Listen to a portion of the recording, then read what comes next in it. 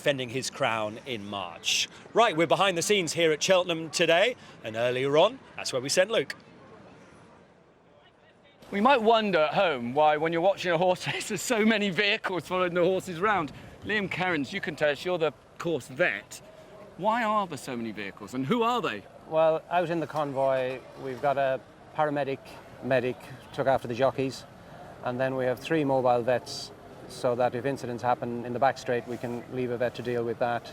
So I'm with you. You're the first vet. Vet, yeah. Are we the first port of call then? Yes. We have a spotter in the grandstand that can survey the whole course, and if an incident happens or a horse pulls up abruptly or there's something untoward, we usually get a shout on the radio.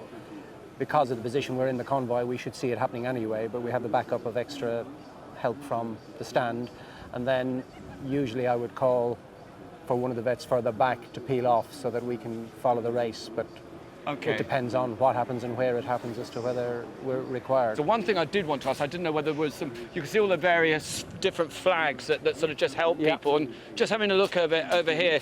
So this is the doctor's flag, this is the doctor's vehicle. Orange flag is for vets. So and that's useful so that again the spotter or the clerk of the course, if something has happened, they can see by those flags it's been attended to because the appropriate vehicle is parked there, and everybody knows, as well as on the radio call, that the flags indicate that there is a vet, doctor, paramedic in attendance. The one thing I want to clear up is, and it worries everybody, when a horse has a fall, the screens go up and everyone thinks, oh no, it's bad news. We use the screens to set up a private, quiet space. The horses may be coming around again. Like a curtain in a ward? Yes, and it's just whether the horse has a minor wound that we want to put a dressing on before we ambulance it off, whether it needs sedating because we need to assess it more. If we can get it into that confined space behind the screens, it's easier to deal with, and it's a private place to work on the horse. So do you try and keep an eye out for anything when you're going around like this? Is there anything specific you're looking at? Well, at this stage, you're generally watching the back markers, and probably a little bit further into the race, if something is struggling, you're watching how they're jumping because it might give an indication of problems that might arise. But 2-mile hurdle like this, you're really wanting to be close to the action at the business end. Just got the last to jump now. All 8. Ooh, mistake. Did you see the last one coming over? That's it's tired horse going to finish now, this last one, so we'll be watching that coming down the walkway just to make sure, but it's just been hacked home nice and steady. It's not under any pressure. We'll be keeping an eye on that as it comes back down to see that everything is okay. So your job hasn't finished now, that the race is finished? The race is finished now, so we need to get across so that as the horses come down the walkway, we pick them up on the turn here to walk back up to the stables, up to the unsaddling area and the winner's enclosure. What are you looking for? Distressed horses? Or yeah, a horse might have overheated, might have bled, have a cut, and some of them we're best to take them off course, back up to the stables directly if they want to go for immediate attention. So Liam, thankfully all 8 came back safe and sound. Yeah. So your job now is just to...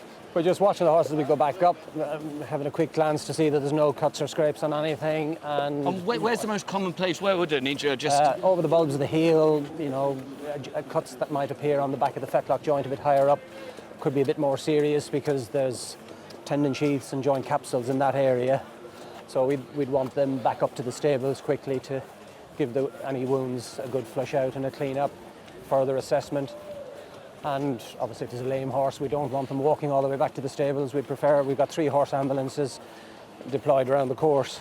So anything that's at all uncomfortable can be loaded up and taken back in the ambulance. They're all specially designed with low ramps and good suspension. Not dissimilar to a professional athlete, a professional footballer. These horses are looked after to perform at the highest level. Yeah. They've got to have the best care. They have to have the best care, and they're having that at home.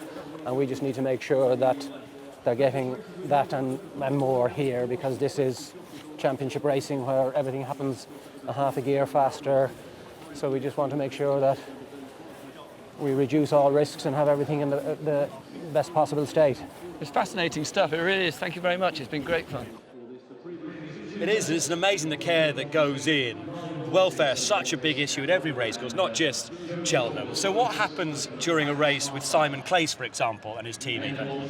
Well, obviously they're observing what's happening and they can give direction to the vets in the car. We've got 3 vets following the race, so that ensures that they're never more than 45 to 60 seconds from a horse if there is an incident. And then you have a vet at the finish, and you have one ready down in the treatment boxes, down in the stables if necessary. So you've got a big team observing these horses to ensure they're receiving the highest level of care immediately. Fascinating. Eva, thank you very much indeed. I actually watched a race up there with Simon Clace one time. The attention to detail and the correspondence that goes all around the racecourse, extraordinary. Nothing is left to chance. And up next, we've got a difficult one because he's going to be in the middle of